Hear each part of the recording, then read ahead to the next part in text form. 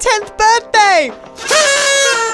Today we're going to put Dan in the hot seat for a quick chat. I really want to work on strengthening the music community rather than the music industry. We often talk about the industry. Yes. Where I think we don't have an industry unless we've got community. He'll also tell you about a surprise announcement from Lime Cordiale, and I'll let you know how we're celebrating throughout the week. Produced on Awabakal and Warramai Land, this is The Good Stuff powered by BYD on Newcastle Live. This is Good. good stuff. The Good Stuff. As you know, this week we're celebrating 10 years of Newcastle Live. So all week we'll be looking back at some of our biggest posts, sharing never-before-seen photos and videos, and asking you some questions to help shape the next 10 years. You can check out a retrospective of all our logos and stacks more by heading to our socials. Newcastle Live.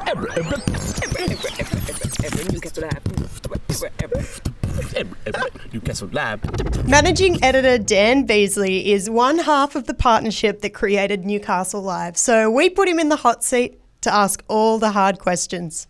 So good to have you in the seat, or at least standing. Standing, yeah. Well, I do my best work sitting, so I can't promise everything, today. Yeah, okay. All right, here we go. What were you originally hired for? No, that's not the question. Yeah, I yeah, wanna that's ask. yeah. I'm happy to answer that. Yeah, do you want to do that? Yeah. Actually, I want to. Start again. Yeah. All right, go. What were you originally hired for, and how did it come about? So Stephen and I knew each other. Stephen Pickett, the publisher and the owner of Newcastle Live, knew each other through working through EAO. So back in the olden days, I used to pay the bills by playing piano in bars and hotels and clubs around town. And when I returned, I lived on the Gold Coast for a while, worked on the Gold Coast. And when I came back, a friend of mine, Matt Salmons, an amazing guitarist, I called him up and said, how do I get a gig around here? And he invited me to the EAO Christmas party so I could meet the crew. And I got up on stage with him and Darren Brolo, and I can't remember who played bass that night. And we did a couple of numbers, and when I came off, Stephen and the EAO crew came over and said they'd like to work with me. And so that's how I kind of met Stephen. And then a few Christmases parties later, Stephen asked me what I'd been doing. And I'd been at uni. I did a degree in internet communications. And he asked me what I'd been doing, and I pulled out this app that I'd been working on as part of my degree. Yeah. And it was kind of very rudimentary gig guide app. One half of it was so punters could see where bands were playing, and the other half was so artists could enter their details where their gigs were. And I called it Gig Hunter. Stupid name. And it was just a project, like it was never released. But Stephen said, well, I've been working on something a bit similar, and maybe we should get together and chat about it. Yeah. And after we met multiple times over about 12 months. And Stephen was already running a Facebook page called Newcastle Live, which was also attached to an email. And it was basically sending a very curated list of gigs out every week, and the Facebook page was promoting artists coming to Newcastle, and he wanted to turn it into something bigger. So he kind of married my idea of a massive comprehensive gig guide for the Hunter region and his idea of filling the space that you won't remember this, but there used to be a newspaper called The Post, and inside this newspaper was a section called TE, and it was kind of like the Bible for local music and entertainment, and that was no longer around, and there was a real gap in the market, and together we thought we could bring our minds together and fill that gap. So I was kind of hired to take care of a bit of EAO's digital at the time, but also start Newcastle Live, and very quickly the EAO work became minimal and Newcastle Live became the main focus. Yeah. So after working together for a while and kind of, trying to create a vision, can you tell me about the original vision that you had and what you ended up with when you first went kind of public? One of the things that Stephen and I agreed on was that the local press would talk a lot about touring acts that came to town, but we didn't, for want of a better word, and this is the word we used, even though neither of us were really comfortable with it, but it was celebrify local artists. Yeah. Give them the same respect and kudos that, you know, touring artists had when they came to town, you know, by the media. And we wanted to be that voice for them. So that's kind of the vision that we had. And originally, that was what we did. We very much focused on music, but then things changed and going out changed. You know, going out became not about being out into the wee hours of the morning watching, you know, 4 or 5 different bands. Going out became, you know, you met up with friends and you went out for cocktails and dinner and, you know, then you would go and, you know, see a band or go to see a show. And so we wanted to encapsulate a whole night out in Newcastle. So that's where we eventually got. But ultimately, the first vision or the aim was to celebrify those local artists, because we thought you can go down the road and see Bobby Corbett like for free on a weekday. And that was something worth celebrating, because Bob would go to other towns and people would flock to the show, and it was like a celebrity had come to town, you know. You know, Damien Bagley and the Viper Creek Band, you know. Acts like this when we first started 10 years ago weren't getting spoken about the way we talk about them now, and we wanted to be part of that journey. Yeah, absolutely. Trying to make sure that they didn't have to go somewhere else to be recognised. Absolutely. Yeah, absolutely. Or treated with the respect that they deserved and their output given the kudos it deserved. Yeah. What have been some of your proudest moments that have come about through Newcastle Live? I want to do a 2-parter to this. Okay. Online. Let's start with online. Okay.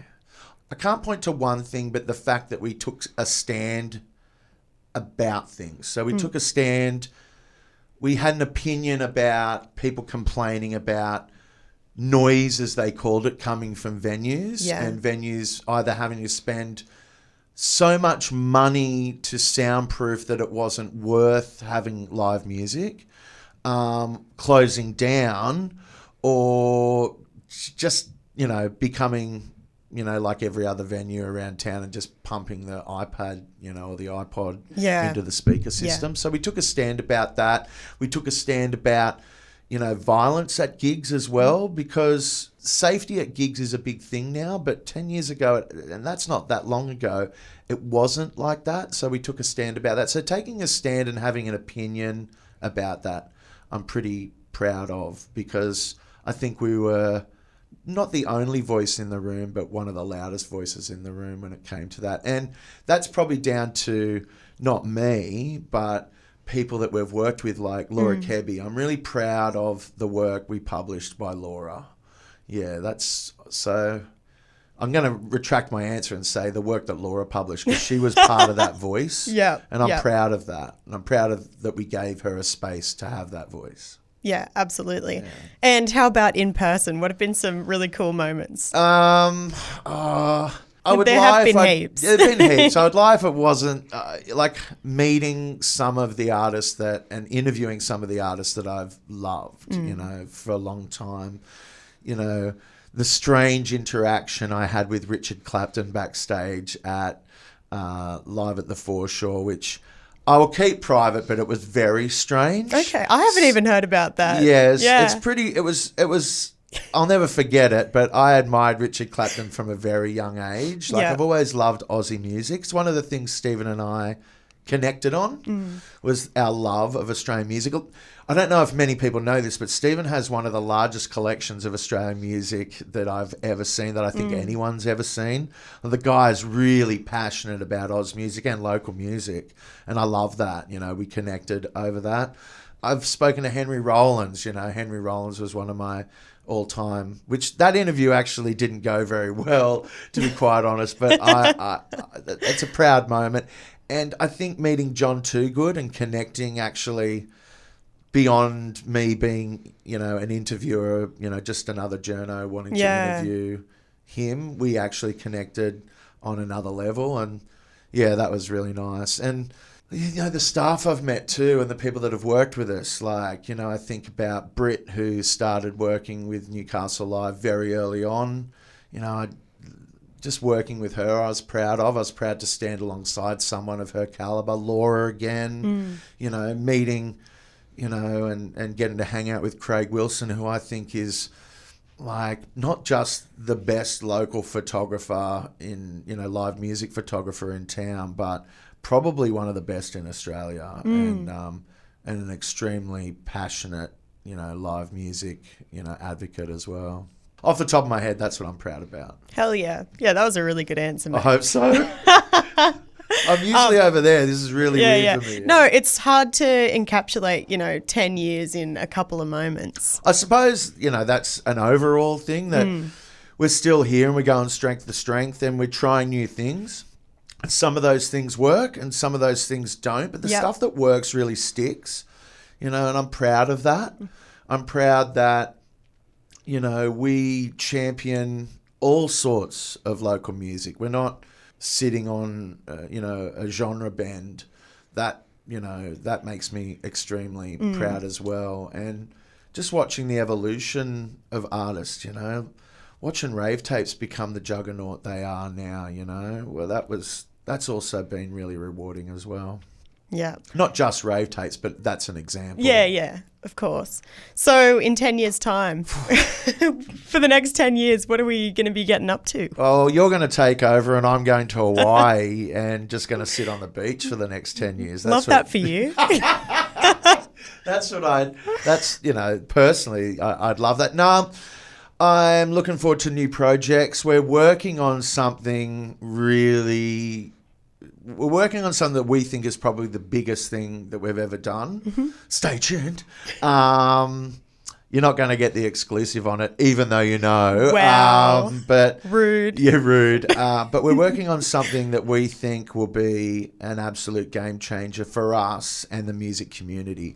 And, I've been going on a bit, so I'll wrap it up by saying that I really want to work on forming and not forming, but strengthening the music community rather than the music industry. We often talk about the industry. Yes. Where I think we don't have an industry unless we've got community. Mm-hmm.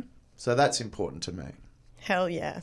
All right, Dan. Well, thank you so much for joining us. Bad. No, it wasn't. That was so good. All right, thank you. This is work. Sounds good. Good stuff. Aussie legends Lime Cordiale will hit the stage at the Beach Hotel tomorrow night for a very special surprise gig. The ARIA award-winning band will launch the newly renovated hotel's live music series they're calling Homegrown. Tickets are limited. To get your hands on some, head to newcastlelive.com.au.